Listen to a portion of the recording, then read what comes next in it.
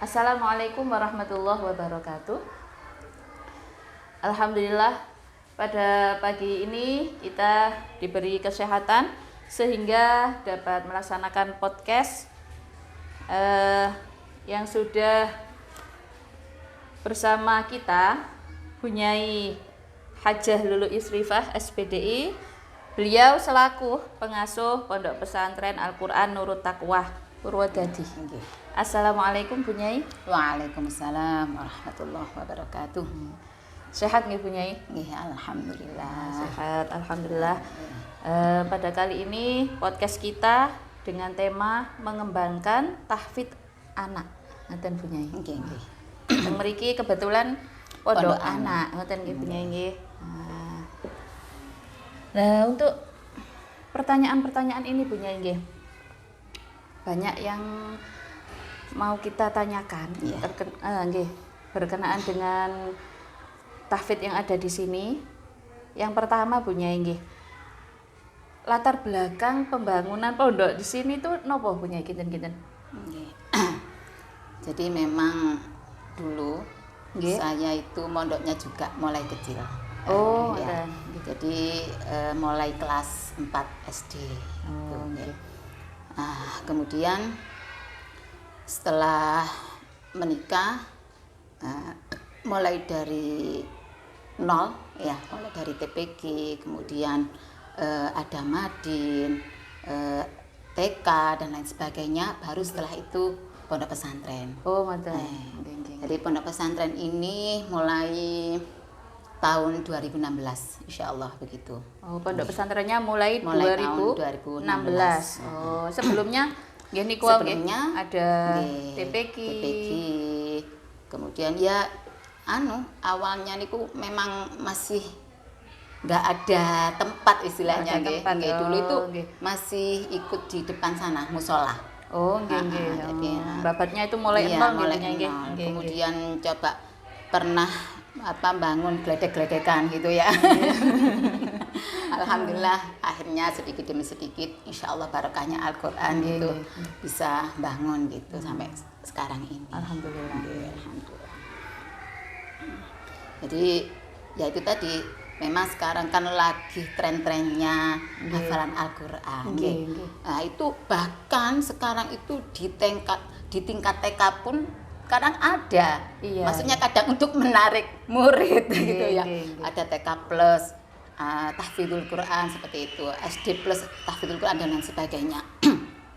Tapi sebagai orang tua cerdas itu harus bisa memilah dan memilih begitu. Karena tidak semua lembaga itu ya mohon maaf bagus gitu ya. Kan sekarang banyak rumah-rumah tahfidz gitu ya. Tapi ternyata alirannya beda dengan kita gitu. Kadang aliran Wahabi kan seperti itu. Karena yang membangun rumah-rumah tahfidz itu terkadang mohon maaf orang kaya, orang yang mampu gitu. Tapi dalam bidang keilmuan tidak ada. Iya.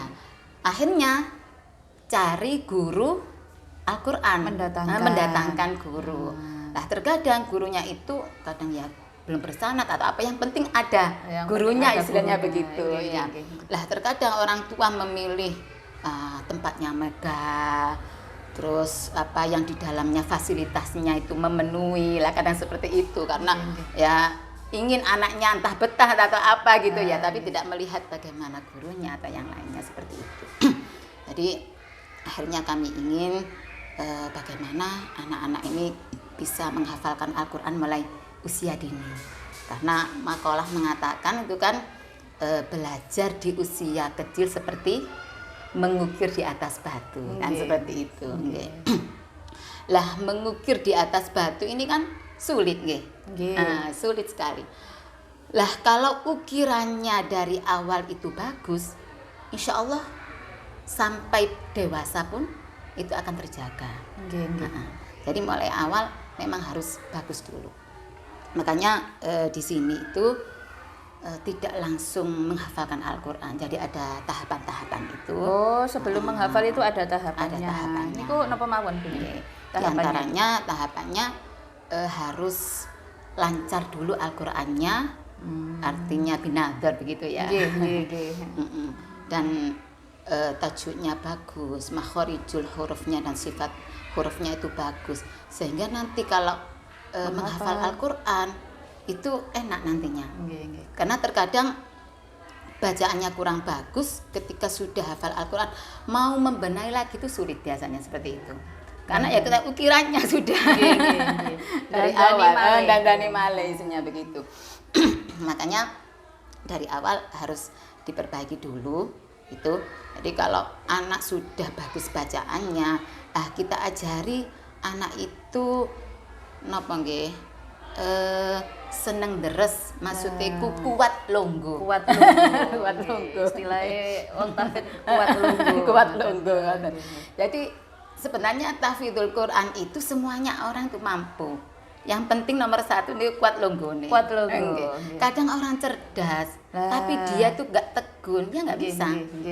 Karena ininya di sini adalah murojaahnya itu tadi. Kuat longgone. Kuat longgone. Jadi kalau anak sudah bagus bacaannya, diajari kuat longgo. Entah awalnya anak ini dalam sekali duduk setengah juz umpamanya begitu. Dalam binadar dulu maksudnya. Oh, itu binadornya. Binadar dulu. Betul. Kemudian nanti kalau sudah dapat berapa khotaman, satu harinya 1 juz umpamanya gitu. Nah, begitu. Baru kalau sudah lancar Al-Qur'annya, mulai menghafalkan Al-Qur'an, di sini ya mulai dari juz 30 dulu. Oh, dari belakang. Dari belakang. Cuma setelah itu surat-surat wajib, maksudnya yang 7 surat penting itu. Tapi tidak 7 surat yang biasa diistiqomahkan di sini. Di sini ba'da maghrib itu surat mulk, ba'da isya itu surat waqiah, kemudian ba'da subuh yasin. Itu sudah rutin. Oh, 3 niku nggih. 3 niku ditambah 1 al-kahfi setiap Jumat. Baru yang setelah surat al-kahfi itu dimulai dari juz 1 menghafalkannya. Niku semuanya dari juz 1 nopo saged milih misalkan pingin menghafal dari juz 29. Niku pareng nopo disamakan juz 1 sedanten ngoten? Untuk sementara niki kula samakan juz 1 semuanya. Oh, berarti untuk setelah juz 30 terus surat itu 4 surat itu tadi. Terus lanjut ke juz 1. Ke juz 1. Lah, untuk waktunya di sini kan ada 3 kali nggih. Jadi ba'da subuh itu ziyadah. Terus jam 7 ketika sebelum sekolah formal itu ada berangkat. Ya, ada duha. Lagi tahfidz tadi. Tambah ziyadah, kemudian siang jam 2 itu murojaahnya wajib. Lah, saya dulu di pondok ya sempat dapat beberapa juz, namun yang hafal atau yang lancar itu beberapa juz. Pernah waktu itu ya juz 15 gitu ya. Yang lancar itu hanya 5. Lah, seperti itu kan beban. Belajar dari situ belajar dari situ. Akhirnya saya itu gini, jangan sampai anak ini nanti yang menghafalkan Al-Qur'an beban seperti yang saya rasakan. Begitu. Nah, jadi akhirnya saya pakai begini sistemnya. Umpamanya anak itu sekarang sudah dapat juz 2 ya. Nah, setiap juz itu kan ada 20 halaman. Nah, setiap halaman kalau anak itu mampu ketika pertemuan ziyadah 1 halaman. Cuma ketika anak usia SD kadang beda, kadang sulit gitu, setengah halaman. Lah, untuk besoknya halaman 2 yang juz 2 itu ya. Tapi dia harus mengulang dari halaman 1. Karena meskipun kemarin itu kita setorkan sudah lancar, tidak ada salahnya, dapat 1 hari pasti ada salahnya. Ada yang dilupa, begitu nggih Sarah? Kalau sudah pengalaman begitu sudah pernah. Akhirnya nggih. Nah, ini saya bagi per juz itu 4. Tadi per seperempat. Nanti ada 2A, 2B, 2C, 2D begitu. Nanti ketika dia di 2A halaman 3 berarti dia harus mengulang dari halaman 1 sampai 3. Sampai 3. Nah, baru setelah 5 ini terakhir, nggih. Nah, ini harus juga mampu lancar. Mengulang dari awal. Dari sampai awal. halaman Kalau tidak lancar, nggih, berarti besoknya harus mengulang, begitu. Nggih. Jangan sampai tidak lancar dilanjut. Nah, ini nanti malah beban itu tadi. Benar buri. Benar buri. Begitu. Lah, murojaahnya karena juz 1 tadi kan sudah nggih, karena sudah juz 2. Siang berarti dia harus mampu murojaah sekali duduk juz 1 itu, satu juz. Satu juz. Lah kalau dia sudah di kelas 2B, nah berarti seperempat kedua. Nggih. Nah, besoknya dia harus murojaah juz 1 sama juz 2A. Khawatirnya nanti hilang lagi kalau ditinggal. Nggih. Jadi kan kedadi taleni begitu. Jadi di 2B dia mulai halaman 1 lagi. Di halaman 2B dia harus mulai 1 2. Seterusnya begitu. Nah, ketika nanti selesai juz 1 juga begitu, kami harus melakukan tes 1 juz. Tasmek ngoten ya istilahnya nggih. Tasmek 1 juz. Sebelum dia naik ke juz 3. Karena terkadang itu nggih meskipun dari seperempat kadang juga mengulang lagi Jadi kalau sudah selesai 2D halaman terakhir atau halaman 20, nah, itu kadang anak juga tidak mampu langsung 1 juz, itu tidak. Jadi awalnya dia seperempat, kemudian setengah, baru 1 juz sudah lancar, baru diteskan. Oh, ngoten. Nggih. Saya punya. Ngoten. Terus untuk yang tadi niku punya tahapan sebelum menghafal itu kan binadzar harus lancar. Niku harus lancar sampai khotam 30 juz napa sekira anak itu sudah lancar langsung boleh menghafal napa pripun?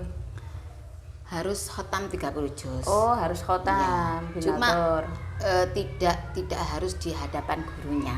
Oh, bisa disimak temannya. Bisa disimak temannya atau diandra sendiri. Oh, nanti ada laporan rapot di buku istilahnya begitu. Jadi setiap hari dicatat berapa halaman ngajinya begitu. Nah, nanti kan kalau ke gurunya kita kan bisa melihat anak ini lancar dan tidaknya begitu. Berarti mboten harus talaki ngoten nggih mulai 1 binadzarnya sampai juz 30 mboten. Gitu. Nggih punya. Untuk usia, ini kan anak-anak nggih, pondok anak nggih. Pondok anak. Rata-rata usia berapa punya ingkang napa? Enten teng niki, mukim teng pondok niku. Nggih. Kalau yang menghafalkan Al-Qur'an rata-rata mulai kelas 3 SD. Oh, rata-rata niku. Kalau kelas 1 SD itu jarang, soalnya masih di tahap tadi niku binadzar untuk melancarkan Al-Qur'annya. Tapi sekarang ya sudah ada SMP. Tapi kadang SMP-nya kan kelas SD-nya tidak di sini, jadi mulai awal gitu. Jadi SMP baru mamanya SD-nya dari sini, terus lanjutkan ke SMP, insya Allah sama nasal kathah lah istilahnya gitu. Memang lek napa niku pondok kait kerintis niku anjene kan abot. Oh, nggih. Abot sembarang kali. Alang-alang abot. Sembarang abot nggih. Lah, terkadang gini ku mau namanya orang tua nggih. Ketika anaknya kemarin itu ada beberapa tahun yang lalu sudah nyampe 23, juz 23, kelas 6. Bil Ghaib. Nggih. Kelas 6 itu. Oh, nggih. Tapi ternyata dipindah. Oh, dipindah. Karena memang pada waktu itu di sini masih baru mendirikan SMP. Lah orang tua kan terkadang masih kait ya fasilitas yang seperti itu dan lain sebagainya. Harus namanya orang tua kan ya. Makanya di sulitnya di sini masih di situ, tapi nggih harus sabar istilahnya begitu nggih. Nggih. Jadi kula ngeten tok, bismillah, yang penting anak ini dapat berapapun tapi dia itu bisa memegang hafalannya. Kecekel nih kecekel istilahnya ngoten. Tapi kadang ada orang tua yang kurang sabarnya, ingin instan istilahnya seperti itu ya. Itu kadang ya begitu, akhirnya kok suwe temen anakku anu pencapaian jus istilahnya begitu ya. Niku biasanya Nyai kados ngoten kok tiyang sepah kang mboten semerap, mboten ngertos ngoten. Dan dia tidak pernah mengalami seperti itu. Begitu beliaunya. Jadi saya juga punya pengalaman gitu ngoten. Begitu orang tuanya nyoba menghafalkan, oh ternyata kok ngene ya. Tiba angel ngoten. Lah, nggih. Jadi diibaratkan seperti pohon yang sudah rindang, nggih, masih belum berbuah. Nah, Nggih, belum berbuah. Itu cepot, dipindah, umpamane gitu nggih, di tempat yang lain. Kira-kira ya napa hasilnya? Bisa mati, bisa layu, kan ngoten nggih. Nggih, dua pilihan. Nggih, dua pilihan iku wau. Nah, jadi eman kalau istilahnya itu harus istiqomah. Ngoten, istiqomah sampai khotam. Istiqomah kudu sabar niku wau. Kudu sabar niku wau. Saling mengerti antara orang tua, antara anak, guru, sabar, proses, mboten kathah protes. Ketika mengalami proses jangan banyak protes. Ngoten. Kadang kados umpamane buah mangga nggih. Nggih. Mangga yang matenge niku wau karbitan ambek sing matenge niku asli di pohon, kira-kira sing digoleki sing pundi? Lho, nggih niku wau, sing mateng teng pohon. Nggih. Biasane regane nggih kacek nggih. Nggih. Kacek ambek sing niku wau. Nggih. Artinya napa? Niku wau ngapunten bisa jadi nggih yang dipaksakan untuk cepat khotam nggih. Nah, itu sing termasuk karbitan niku wau. Ya kalau anak itu sabar, maksudnya itu tidak menikah atau tidak ada kesibukan yang lain, tetap di pondok meskipun sudah khatam, cuma mengulang-ulang lagi murojaahnya nggih sae. Ya yang dikhawatirkan ini kalau sudah khatam tapi dia mamanya keluar pondok kemudian menikah atau kuliah. Nah, ini kan nggih ya napa malian murojaahe kalau tidak dari keinginan dari dirinya sendiri nggih. Ngapunten kula nggih sempat punya beberapa teman nggih mungkin karena kesibukan sudah berkeluarga atau apa sampai sekarang pun meskipun sudah khotam itu masih belum mungkin 30 juz gitu. Nggih, ada beberapa juz yang masih istilahnya dandani. Nggih. Nah, ngoten. Nah, ya itu tadi kembali dari dirinya sendiri. Nggih, kalau ada keinginan untuk dandani nggih insyaallah saged kan ngoten. Berarti kan prosesnya memang harus panjang. Nggih. Lah lek sakniki kula pun menikah kira-kira 23 tahunan kan berarti makanya kadang orang-orang menghafalkan terpengaruh atau napa nggih tertarik dengan brosur. Ngapunten kadang 6 bulan bisa khatam Al-Qur'an. Kan wonten ngoten niku. 1 tahun bisa hafal 30 juz. Bisa mungkin ya. Nah, niku nggih kedah diselidiki juga nggih. Tanda-tanya besar. Kadang kula nggih, ya opo carane ya? Mangkane 6 bulan ngoten. iso khatam. Nggih, 1 tahun bisa mungkin. Ngoten niku. Nggih. Jadi kadang orang tua yang ngapunten yang awam istilahnya akan tertarik dengan hal yang seperti itu. Nggih. Tapi nggih kan kadang memang jalur insan niku apa nggih. Merasa bangga kalau putranya sudah seperti itu. Untuk yang usia paling besar nggih niku nggih SMP apa sekarang baru ada SMA. Oh, SMA. Baru kelas 1 cuma karena masih sedikit itu ikut di sekolah lain. Itu diantaranya yang SMA memang orang tuanya ingin benar-benar anaknya khotam di sini. Jadi memang harus ada kerjasama antara guru, orang tua, santri kan ngoten. Nah, kemarin tuh sempat waktu kelas 3 SMP orang tuanya itu tanya, ya apa niki kelanjutane? Umpamane tetap menghafalkan di sini tapi sekolah medal ya napa mungkin antar jemput saking orang tua. Mriki ngapunten Keberatan, nggih. mboten wantun Nggih, keberatan. Soalnya kalau sekolah di luar nggih jenengan semerap ki ambek jam 4 baru pulang. Nggih. Kinten-kinten damel menghafalkan Al-Qur'an niku Lah. dapat berapa? Padahal kalau hafal Al-Qur'an itu harus niku, fokus, nggih. Lah, nggih, nggih. harus fokus di situ. Ngerumat jus-jus Ngerumat, yang depan nggih. niku nggih ngoten. Nggih, termasuk nggih kalau ada apa-apa juga di sini nanti pasti kena getahnya kan Nggih, ngoten. Nah, nggih. ini pun ngeten mawon lek jenengan memang benar-benar percaya teng mriki, nggih mriki bismillah damel SMA meskipun pinten mawon santrine Di rumah, nggih. Yang SMP kemarin lulusan itu 9, wali songo. Oh, Nggih. Wali Songo. Terus sakniki Oke. dadi wali 5. Yang SMA. Jadi benar-benar itu pilihan insyaallah Pilihan, yang iya. 5 itu. Wali 5. Semua niku anu nggih. Napa punya derek tahfidz danten nggih? Nggih, lek tahfidz danten. Dan untuk semua santri yang ada sini emang diarahkan teng tahfidz danten Teng ngoten nggih. tahfidz danten kecuali yang masih dalam tahapan itu tadi kan Nggih, masih kan yang awal. nggih. Oh, nggih, Jadi berarti semampunya istilahnya seperti semampunya. itu.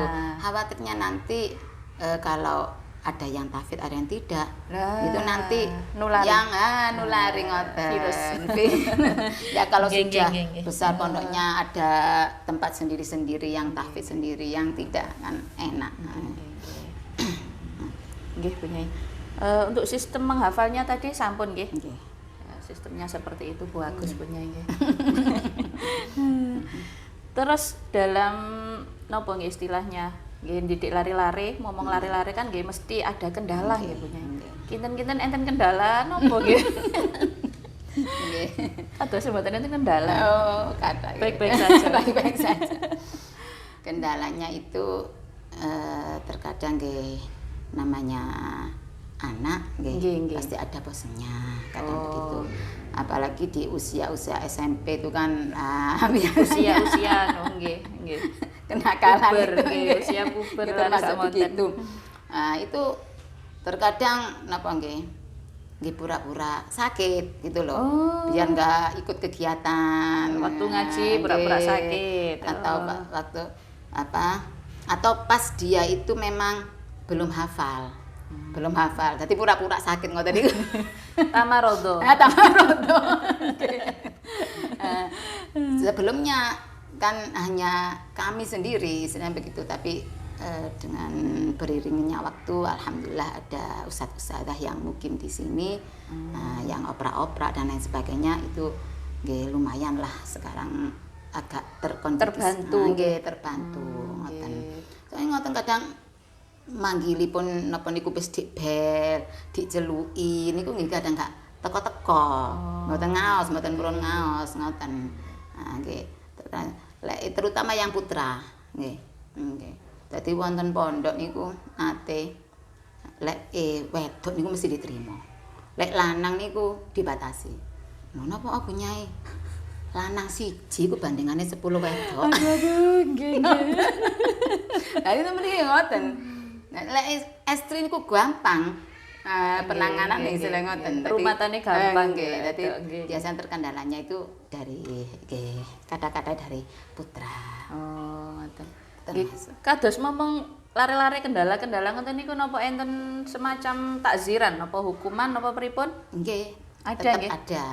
Nggih. nggih. Lah takziran niku kalau berupa fisik mamnya suruh napa Nyapu. ngepel, suruh nyapu niku boten nate wedi. Oh, mboten wedi. Dados napa? Rupi napa? Wedine niku lek gak dikai sangu. Ya Allah. Oh, sangune dados tunggal. Soalnya kan anak-anak Nggih, khawatirnya ecoh, uangnya nggih. hilang. Nah, itu setiap hari itu umpamanya jatahnya 10.000 dikasih 10.000 gitu. nggih. Besoknya dikasih lagi. Jadi gak sampai kentekan duit. Lah, Nggih. nggih. Kula biyen niku lek kentekan duit moro-moro poso. Dadi posone terpaksa kula gak ada duit. Dari terpaksa niku wae. Nggih. Nek saniki pondoke enak tok lek nggih. Nggih. Nggih. Umbah-umbah mboten dari Nggih, umbah-umbah. masak mboten. Nggih, masak kantun mboten. mondot. Nek sing enak nedok intip. Umbah-umbah kiambe. Saniki tinggal duduk manis, belajar sing temen. Niku pun mboten temen. Nggih, nggih, nggih. Termasuk nggih kendala kadang dari orang tua juga istilahnya dari orang tua. Ya itu tadi kalau kurang paham nggih. Nah termasuk kok kan kadang setiap 5 juz kan juga ada tasmi ngoten nggih, tidak boleh ke juz 6. Nah ini kan juga melalui waktu yang agak panjang kan ngoten. Nah nggih kan dandani malih mulai juz 1 2 3. Nah kadang sing kurang sabar dan melihat brosur-brosur yang menarik seperti itu. Enggak koyo ndek pondok iku. Ngoten bandingannya seperti itu. Nggih ngoten.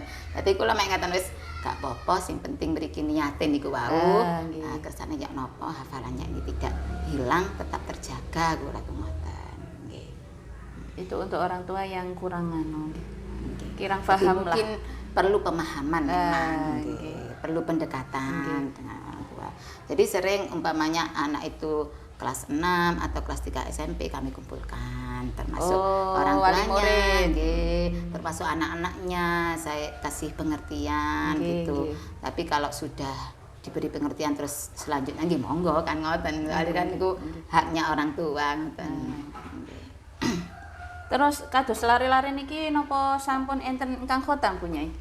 Untuk sementara kita sih dereng. Dereng. Oh, proses nggih. Proses niku wau. Ngene ku wau pernah dapat 12 nggih.